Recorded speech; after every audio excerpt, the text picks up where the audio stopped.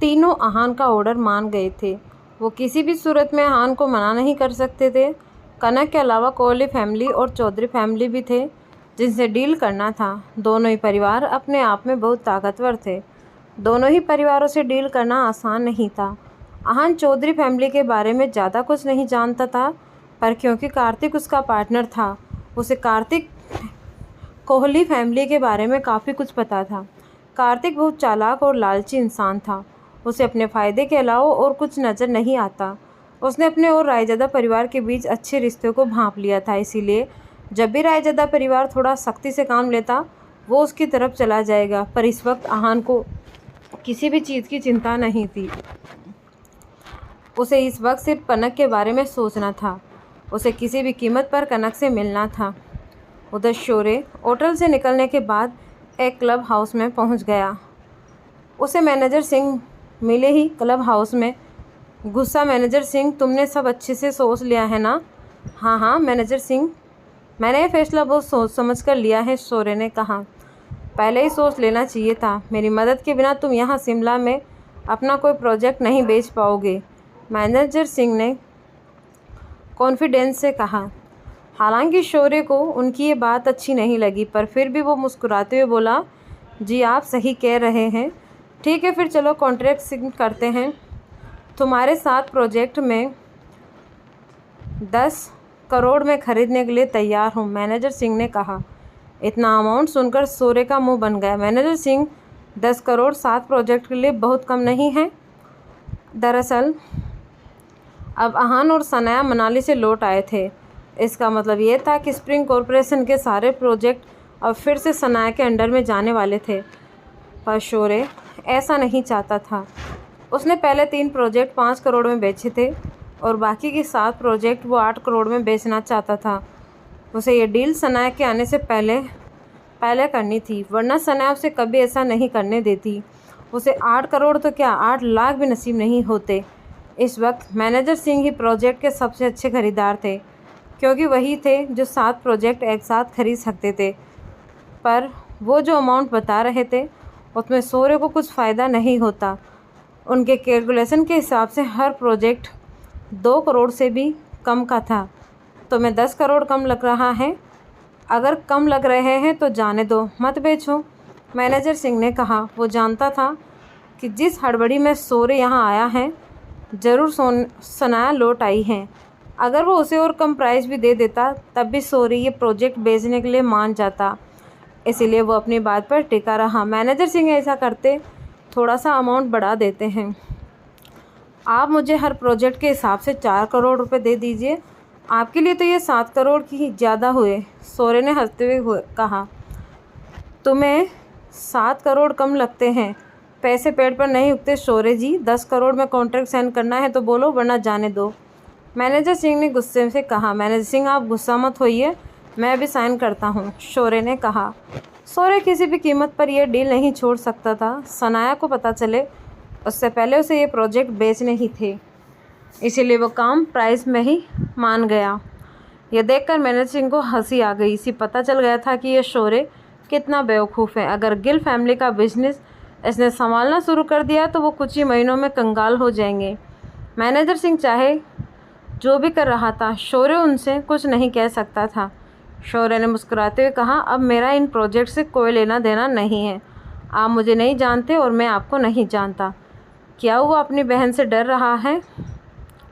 वो मुझसे ये प्रोजेक्ट वापस ले लेगी क्या? मैनेजर सिंह ने ताना मारते हुए कहा। शौर्य जानता था कि अगर सनाया को पता चला कि उसने इतने बड़े और ज़रूरी प्रोजेक्ट कुछ करोड़ में बेच दिए तो वो एक एक खरीदार को ढूंढ के उनसे ये प्रोजेक्ट वापस ले लेगी। और अगर ऐसा हो गया तो शौर्य का बहुत बड़ा नुकसान हो जाएगा और उसे सारे पैसे किसी भी हालत में चुकाने पड़ेंगे। और उससे भी ज़्यादा डर उसे आहान का था। पर मैनेजर सिंह को अपनी ताकत पर भरोसा था। उन्होंने कहा, तुम चिंता मत करो, तुम्हारी बहन कुछ नहीं कर पाएगी। मुझे मेरी बहन की चिंता भी नहीं है, शौर्य ने कहा। अच्छा, फिर कौन है, किसकी वजह से तुम्हें डर लग रहा है? मैनेजर सिंह ने पूछा। आप गिल परिवार के घर जमाई आहान को तो जानते ही हैं, शौर्य ने पूछा। मैनेजर सिंह उसके बारे में सुना था, इसीलिए उन्होंने हाँ में सिर हिलाया। वो सनाया और उसके काम को लेकर बहुत पॉजिटिव हैं। अगर उसे ये पता चल गया तो वो ज़रूर आएगा और आपसे प्रोजेक्ट छीन लेगा। शौर्य ने अपनी बात पूरी की। तुम्हें क्या लगता है मैं ये छोटे मोटे लोगों से डील नहीं कर सकता? मैनेजर सिंह ने कहा। मुझे आपके पावर पर शक नहीं है, पर आहान यस मेहरा को जानता है। हो सकता है वो आप पर उसकी मदद से दबाव बनाए। शौर्य ने कहा। तुम सब मुझ पर छोड़ दो, मैं संभाल लूँगा। अभी तुम जाओ यहाँ से, मैनेजर सिंह ने कहा। ठीक है, इतना कहकर शौर्य वहाँ से चला गया। अगली सुबह सनाया स्प्रिंग कॉरपोरेशन के रेजिडेंशियल एरिया में से अकेले नीचे आ रही थी। उसका खूबसूरत चेहरा थकान से मुरझाया हुआ था। उसे आहान से दूर हुए एक ही दिन हुआ था, पर फिर भी उसका दिल बेचैन था। उसने सोचा था कि आहान से दूर रहकर वो शांति से सोच पाएगी, पर शांति उसके आसपास भी नहीं थी। वो रात भर सो नहीं थी, ये बात उसके थके हुए चेहरे पर साफ नज़र आ रही थी। उसे आहान से दूर रहना बिल्कुल अच्छा नहीं लग रहा था। सना अपने मन को बिल्कुल नहीं समझा पा रही थी। आहान ने उससे ये बात क्यों छुपाई थी? ऊपर से आहान रायजादा खानदान से था और सनाया बस एक मामूली लड़की थी। उसमें कुछ भी ऐसा नहीं था जिससे कोई उसे पसंद करे। जब सनाया अपने ही सवालों में खोई हुई थी तब किसी ने उसे आवाज़ दी। सनाया, कैसे हो तुम? आवाज़ सुनकर सनाया अपने होश में आई। आवाज़ बिंदु आंटी की थी। बिंदु आंटी यामिनी गिल की पड़ोसी और अच्छी दोस्त थी। हेलो बिंदु आंटी, मैं ठीक हूँ, आप कैसी हैं? सनाया ने पूछा। मैं ठीक हूँ। तुम्हारी शक्ल इतनी उतरी हुई क्यों है? तुम्हारी तबीयत तो ठीक है ना? बिंदु ने पूछा। जी आंटी, मैं बिल्कुल ठीक हूँ, बस कल रात को अच्छे से सो नहीं पाई, सनाया ने कहा। बिंदु ने देख लिया था कि सनाया स्प्रिंग कॉरपोरेशन की तरफ से आई थी। उसकी इतनी औकात नहीं थी कि वो वहाँ घर ले सके। इसका अंदाज़ा लगाया कि वो ज़रूर किसी बड़े आदमी के साथ रात बिताकर आई हैं। सच जानने के लिए उन्होंने सवाल किया। सनाया, तुम स्प्रिंग कॉरपोरेशन की तरफ से आई हो ना? सनाया भी कोई जवाब नहीं देना चाहती थी। उसने बिंदु को टालने के लिए कहा। आंटी, अगर आपको कुछ खास काम नहीं है तो मैं जाऊँ? हाँ हाँ, जाओ जाओ, मैं बस ऐसे ही, बिंदु ने कहा। इतना सुनकर सनाया वहाँ से चली गई। सनाया का ऐसा बर्ताव देखकर बिंदु को अपनी बात पर भरोसा हो गया था और उसने सोचा ये बात यामिनी को बतानी चाहिए। सनाया को कुछ अच्छा नहीं लग रहा था, इसलिए उसने सोचा कि वो ऑफिस चली जाए। शायद उसका माइंड डाइवर्ट हो जाएगा तो उसे बेहतर महसूस होगा। सनाया जैसे ही ऑफिस में घुसी, सब उसे देखकर बहुत खुश थे। सबने उसे बहुत रिस्पेक्ट के साथ वेलकम किया और सनाया ने भी सबको हंसकर जवाब दिया। सनाया की आंखों में थोड़ा सा डाउट था। उसे वहाँ बहुत सारे नए चेहरे नज़र आ रहे थे। उसे समझ नहीं आ रहा था कि पुराने एम्प्लॉयज़ को हटाकर उसके दादाजी ने नए एम्प्लॉयज़ को क्यों हायर किया। सनाया जब अपने ऑफिस का गेट खोलकर ऑफिस में घुसी तो उसने वहाँ एक लड़की को देखा। उस लड़की ने बहुत ही हैवी मेकअप किया हुआ था। वो स्टाइलिश ड्रेस पहन हुआ था। वो अपने पैर टेबल पर रखकर बैठी हुई थी और अपने हाथों के नेल्स फाइन कर रही थी। ये देखकर सनाया को बहुत गुस्सा आया। सनाया अपने काम को लेकर बहुत सीरियस और प्रोफेशनल थी। उस लड़की ने सनाया की तरफ देखा भी नहीं। तुम मेरे ऑफिस में क्या कर रही हो? सनाया चिल्लाई।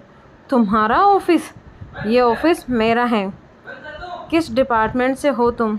तुम्हें पता नहीं है कि लॉक करके अंदर आना चाहिए, उस लेडी ने कहा। अपने ऑफिस में मैं लॉक करके क्यों आऊँगी? ये ऑफिस मेरा है। तुम हो कौन? सनाया ने झुंझलाते हुए कहा। मैं एक बार फिर बताती हूँ मिस सनाया, ये ऑफिस मेरा है। तुम स्टोर रूम को अपना ऑफिस बना लो, उस लेडी ने कहा। वो जानती थी कि यह ऑफिस सनाया का था, इसलिए वो उसे पहचान गई। मैं अभी सिक्योरिटी को बुलाती हूँ और तुम्हारी अक्ल ठिकाने लगवाती हूँ। इतना कहकर सनाया ज़ोर से चिल्लाए, सिक्योरिटी सिक्योरिटी। अच्छा, कोशिश कर लो, ये सिक्योरिटी गार्ड भी मेरा कुछ नहीं बिगाड़ पाएंगे, उस लेडी ने एटीट्यूड के साथ कहा। सनाया ने इस बार पर कुछ रिएक्ट नहीं किया। कुछ ही मिनट में वहाँ पर कुछ सिक्योरिटी गार्ड्स आ गए। उनको देखकर सनाया ने कहा, इसे मेरे ऑफिस से बाहर निकालो तुरंत। सिक्योरिटी गार्ड एक दूसरे को देखने लगे। जब सनाया ने देखा कि कोई भी एक्शन नहीं ले रहा, तब सनाया ने फिर कहा, आप लोगों को मेरी बात समझ नहीं आई, निकालो इसे यहाँ से। प्रेसिडेंट सनाया, उन गार्ड में से बस इतना ही कहा। इतने में उस लेडी ने कहा, सनाया अपना वक्त बर्बाद मत करो, ये गार्ड्स मुझे कुछ नहीं कह सकते। जो यहाँ तुम्हारा स्टेटस है वैसा ही मेरा स्टेटस है। मैं यहाँ की नई वाइस प्रेसिडेंट हूँ। नई वाइस प्रेसिडेंट? ये सुनकर सनाया हैरान हो गई। वो सोचने लगी कि भला उसके दादाजी ने नया वीपी क्यों अपॉइंट किया था। किसी को भी अपॉइंट करने की जिम्मेदारी सिर्फ सनाया के दादाजी आनंद गिल की थी। तुम्हें दादाजी ने अपॉइंट किया है? सनाया ने कन्फ्यूज में पूछा। मुझे किसने अपॉइंट किया उससे कोई फ़र्क नहीं पड़ता। तुम बस ये ध्यान रखना कि मेरी पोजीशन तुमसे नीचे नहीं है। तुम प्रेसिडेंट हो और मैं वाइस प्रेसिडेंट, इसीलिए मुझसे तमीज़ से बात करना। उस लेडी ने कहा, अब निकलो मेरे ऑफिस से। सनाया को उसकी बात पर विश्वास नहीं हुआ। उसके दादाजी ने भी उसे इस बारे में कुछ नहीं बताया था, इसीलिए उसने सोचा दादाजी को कॉल करके एक बार कंफर्म कर ले, और अगर उसके दादाजी ने सच में इस लड़की को वीपी बनाया है तो वो कुछ नहीं कर सकती। जब सनाया ने अपना फ़ोन निकाला तब उस लेडी के चेहरे पर पसीने आने लगे। ये तुम क्या कर रही हो? उसने सनाया के फ़ोन की तरफ लपकते हुए पूछा। दादाजी को कॉल कर रही हूँ। तुम्हें इतना पसीना क्यों आ रहा है? सनाया ने अपना हाथ उससे दूर कर लिया और कॉल करने लगी। उस लेडी ने फिर से फ़ोन लेने की कोशिश की और इस बार दोनों के बीच हाथापाई हो गई।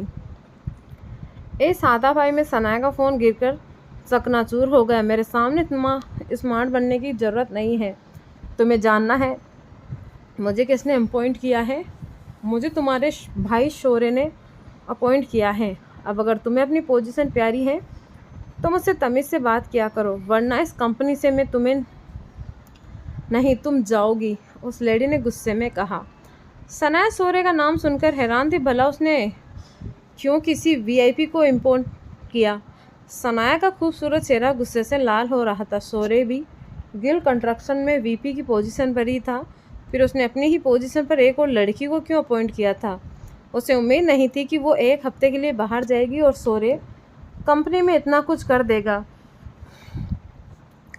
अब उसे समझ आ गया था कि उसे पुराने चेहरे क्यों नहीं नज़र आ रहे थे। ज़रूर शौर्य ने ही कुछ किया होगा। इतने में शौर्य ऑफिस में आया। उसने देखा कि सनाया का चेहरा गुस्से से लाल हो रखा था।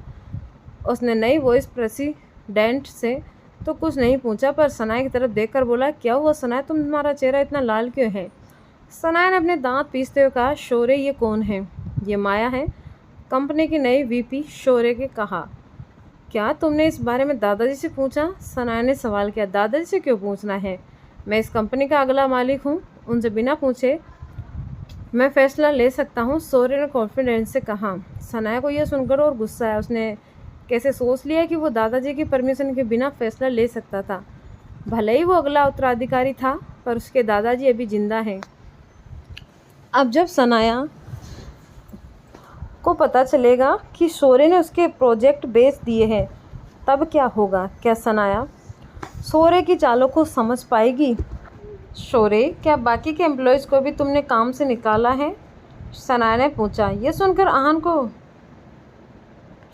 शौर्य को कुछ समझ नहीं आया। जब से उसने माया को वीआईपी बनाया था, उसने ऑफिस के कामों में ध्यान देना बंद कर दिया। वो ज़्यादातर बाहर के कामों में ध्यान देता था। किन एम्प्लॉय की बात कर रहे हो तुम? शौर्य ने पूछा। उन सभी को मैंने काम से निकाला है, माया ने जवाब दिया। तुमने उन्हें काम से क्यों निकाला? शौर्य ने गुस्से में पूछा।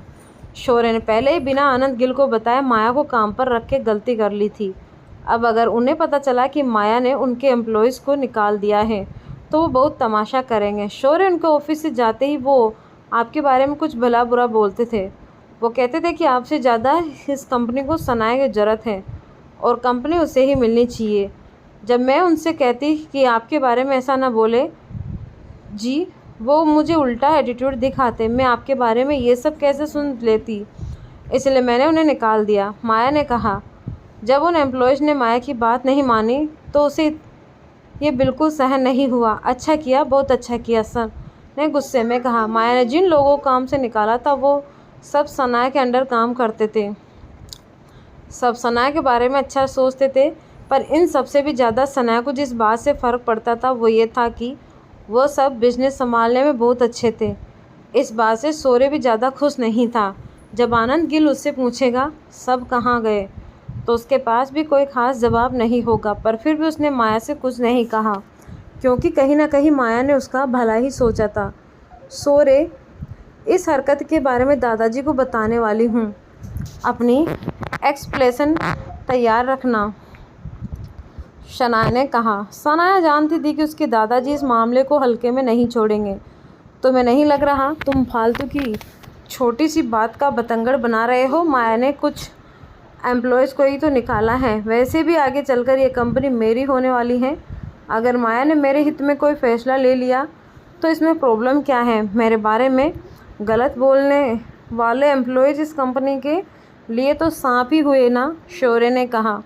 सांप? तुम हमारे पुराने एम्प्लॉयज़ को सांप कह रहे हो, वो भी ये लड़की के लिए? सनाया ने माया की तरफ इशारा करते हुए कहा। कंपनी के लिए सबसे बड़े सांप तो तुम हो। सनाया गुस्से से लाल पीली हो चुकी थी।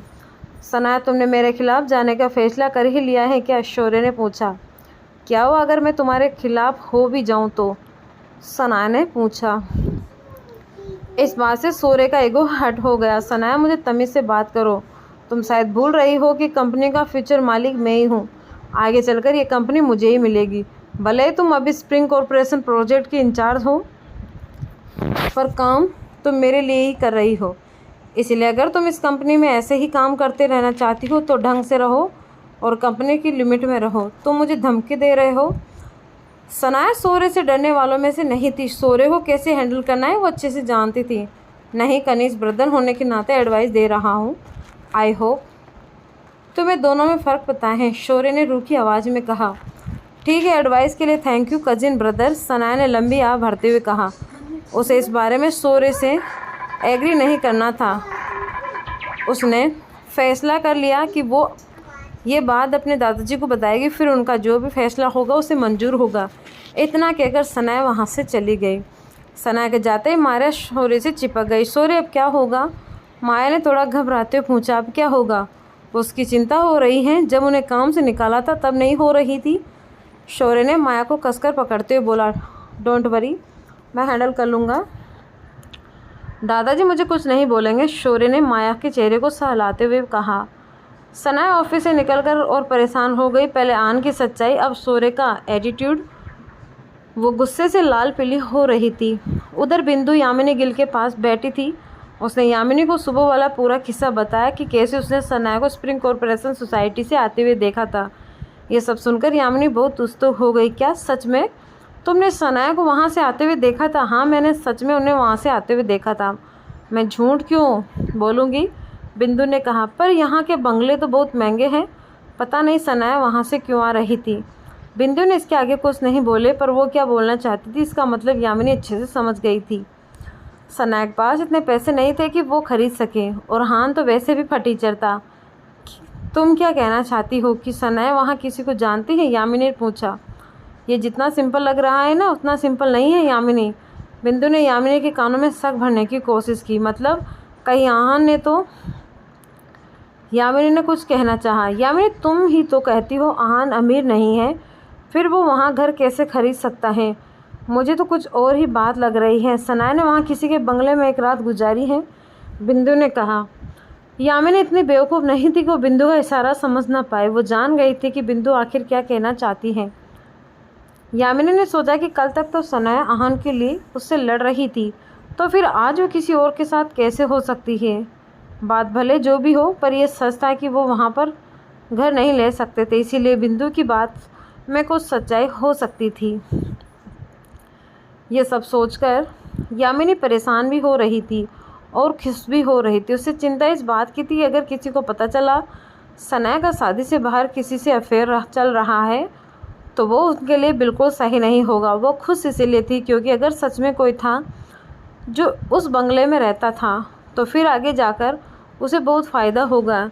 सनाया को बहुत पैसे मिलेंगे जिसे यामिनी भी मांग सकती थी, और वैसे भी बड़े बड़े बंगलों में रहने वाले लोग पैसों से सारी खबरें दबा देते हैं, इसीलिए यामिनी ने चिंता करना छोड़ दिया। यामिनी, तुम सनाया को कॉल करके क्यों नहीं पूछती? बिंदु ने कहा।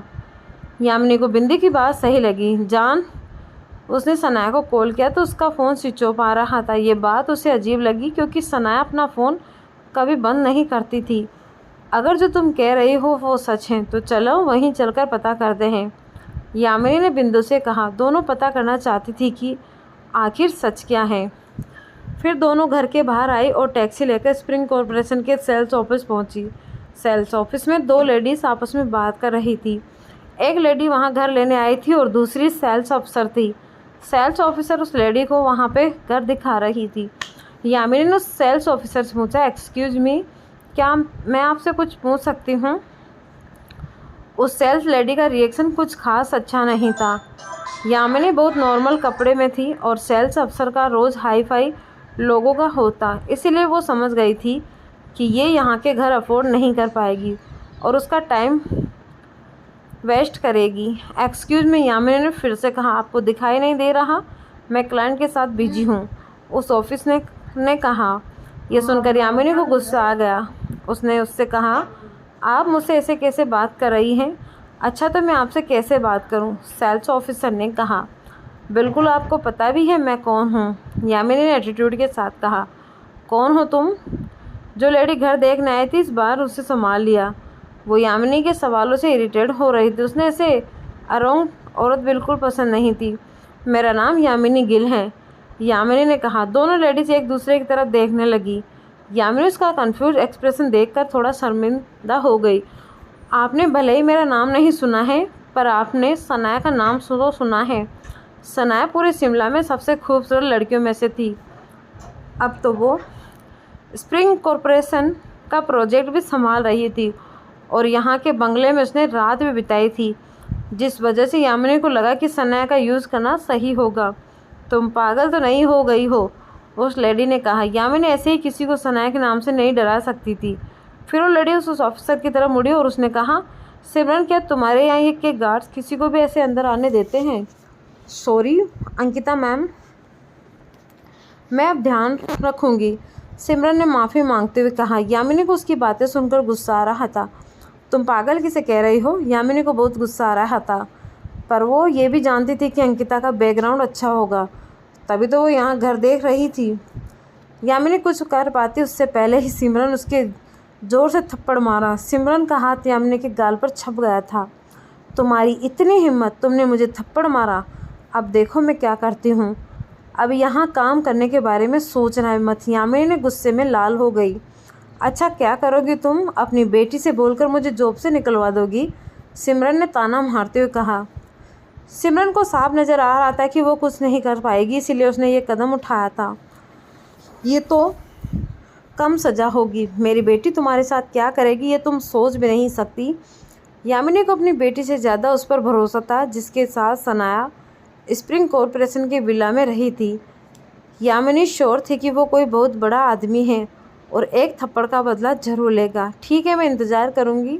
सिमरन का घमंड भी कुछ कम नहीं था। उसे अंकिता के बैकग्राउंड पर भरोसा था।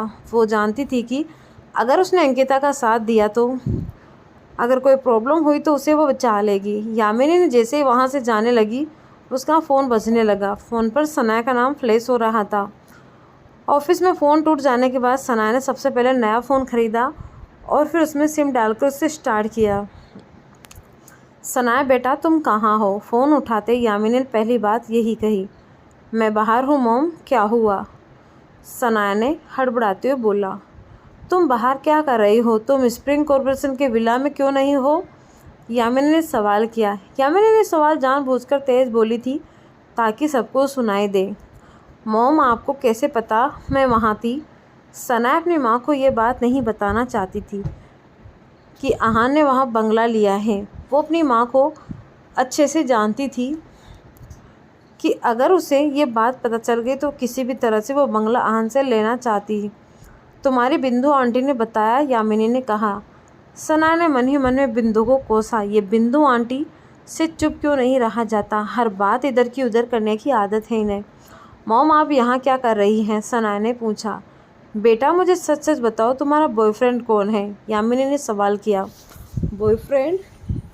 सनाया ने ये सुनकर हैरान थी। उसने अपनी माँ से पूछा, मॉम, बॉयफ्रेंड आप भूल गई हैं क्या कि मैं आहान की पत्नी हूँ? सनाया, इसमें कुछ गलत नहीं है।